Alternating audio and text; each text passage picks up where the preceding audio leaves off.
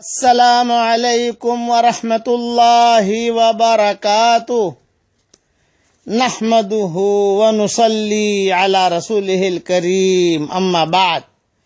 آج کا سبق سن لیجئے، سبق نمبر 752۔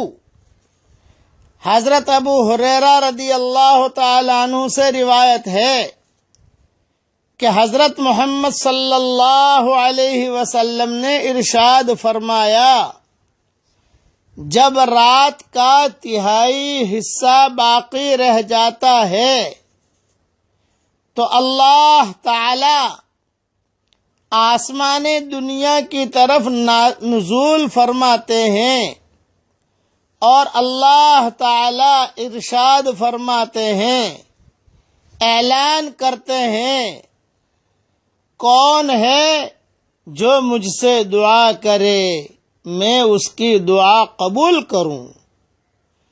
کون ہے جو مجھ سے مانگے میں اس کو عطا کروں؟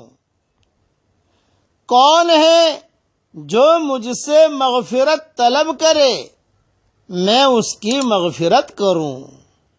یہ حدیث صحیح بخاری شریف میں ہے۔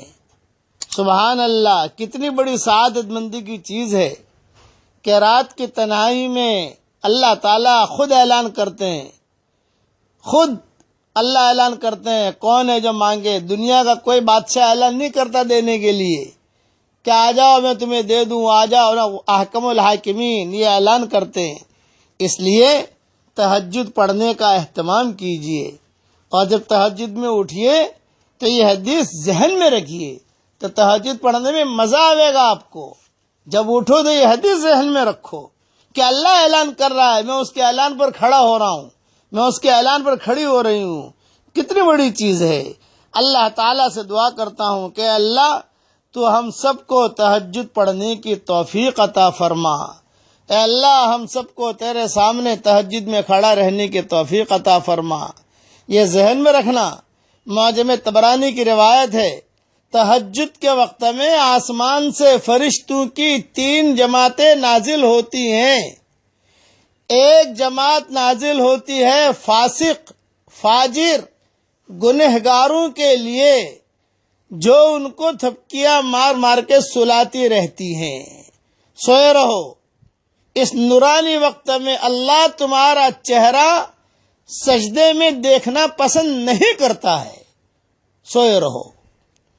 دوسری جماعت نازل ہوتی ہے صالحین کے لیے، نیک بندے مرد عورتوں کے لیے، اور یہ جماعت فرشتے پر مار مار کے جگاتے ہیں۔ پر مار مار کے کیا مطلب؟ تہجد کا وقت ہوا، پیشاب لگا، آنکھ کھلی، ارے تہجد کا وقت ہے، تو یہ پیشاب جو لگا تہجد کے وقت میں، یہ اللہ کی طرف سے اعلان ہو رہا ہے کہ جب اٹھ جاؤ، تہجد پڑھ لو، 2 رکعت پڑھ لو۔ تہجد کا وقت ہوا، بچے نے رونا شروع کر دیا، یہ پر مارنا ہے ایک قسم کا۔ تہجد کا وقت ہوا، ایک دم سے گرمی لگی، ایئر کنڈیشن بند ہو گیا، یہ بھی پر مارنا ہے ایک قسم کا۔ تہجد کا وقت ہوا، خوب ٹھنڈی لگی، آدمی اڑ گیا۔ تہجد کا وقت ہوا، اچانک کسی کا رانگ نمبر لگ گیا، کہ کسی نے رانگ نمبر۔ ہمارے والد صاحب رحمۃ اللہ علیہ فرماتے تھے کہ بیٹا تہجد کے وقت میں اگر کسی کا رانگ نمبر آئے تو اس پر ناراض مت ہونا، وہ اللہ نے لگوایا ہے، اس کی انگلی کو اللہ نے استعمال کیا ہے تمہیں جگانے کے لیے۔ تہجد کا وقت ہوا، کبھی مچھر نے کاٹ لیا، اب جو ہے کھجا رہا ہے۔ تہجد کا وقت ہوا، خوب سردی ہے، لحاف نیچے گر گیا، تو آدمی ٹھنڈی سے بچنے کے لیے لحاف لینے کے لیے اٹھتا ہے، نہیں، وہ اب فرشتوں نے اٹھایا ہے تجھے، تو جاگ جا۔ اس کو کہتے ہیں یضربون باجنحتہم، اپنے پر مار مار کے جگاتے ہیں۔ یا تو ان کے خاص پر ہوتے ہیں، یا ایسے حالات پیدا ہو جاتے ہیں کہ جو اللہ تعالیٰ ان کو جگاتے ہیں۔ اور تیسری جماعت ہوتی ہے مقربین کے لیے، جو نیک لوگ ہیں، اللہ کے نیک بندے بندیاں، خوب دین کا کام کرتے ہیں، خوب تھکتے ہیں۔ اللہ تعالیٰ فرشتوں سے کہتے ہیں کہ انہیں سونے دو، خود جاگ جائیں، تہجد پڑھ لیں، کوئی حرج کی بات نہیں، لیکن نہ جاگے تو ان کو سونے دو، ان کا سونا بھی میرے نزدیک تہجد کے برابر ہے۔ نوم العلماء عبادہ اس کو کہتے ہیں۔ اس لیے تہجد کا خوب اہتمام کریں. تہجد پڑھنے کی توفیق نہ ہو تو اللہ تعالیٰ سے توفیق مانگیں. اب میں دعا کرتا ہوں، اے اللہ آخر تہجد کے وقت میں تو ہم سب کو اٹھنے کی توفیق عطا فرما اور ہماری قیامت تک کے آنے والی نسلوں کو توفیق عطا فرما. اب پڑھ لیجئے میرے ساتھ، لا الہ الا اللہ. دیکھیے اتنا پڑھا، میرے سارے گناہ معاف ہو گئے اور عرش تک پہنچ گیا. آپ بھی پڑھ لیجئے. اللہ تعالی ہم سب کو عمل کرنے کی توفیق عطا فرمائے. آمین آمین. والسلام علیکم ورحمۃ اللہ وبرکاتہ. وآخر دعوانا ان الحمد للہ رب العالمین. لک الحمد بالقرآن، لک الحمد حتى ترضى، لك الحمد إذا رضيت، لك الحمد بعد الرضا. اللهم لك الحمد كالذي نقول وخيرا مما نقول، لك الحمد كالذي تقول، لك الحمد في الحال ولك الحمد في المآل. ربنا آتنا في الدنيا حسنة وفي الآخرة حسنة وقنا عذاب النار. اللهم اجعلنا مباركين أينما كنا، اللهم اجعلنا مباركين أينما كنا. اللهم اجعل لنا لسان صدق في الأولين والآخرين. اے اللہ ہمارے گناہوں کو معاف فرما، اے اللہ ہماری خطاؤں سے درگزر فرما. اے اللہ ہم اقراری مجرم ہیں، ہمیں ہمارے جرموں پر اقرار ہے. ہم جیسا گنہگار نہ تیری زمینوں نے دیکھا ہے، نہ تیرے آسمانوں نے دیکھا ہے، نہ تیرے ہل اور حرم نے دیکھا ہے، اور ہم نے تجھ جیسا کریم آقا بھی نہیں دیکھا. ہم گناہ کرتے رہے تو ہمیں روزی دیتا رہا، ہم گناہ کرتے رہے تو ہمیں مال و منال دیتا رہا، ہم گناہ کرتے رہے تو ہمیں صحت دیتا رہا، ہم گناہ کرتے رہے تو ہمیں ہر محل کی طرف بلاتا رہا. جہاں اتنا کرم فرمایا ہے ایک کرم اور فرما دے.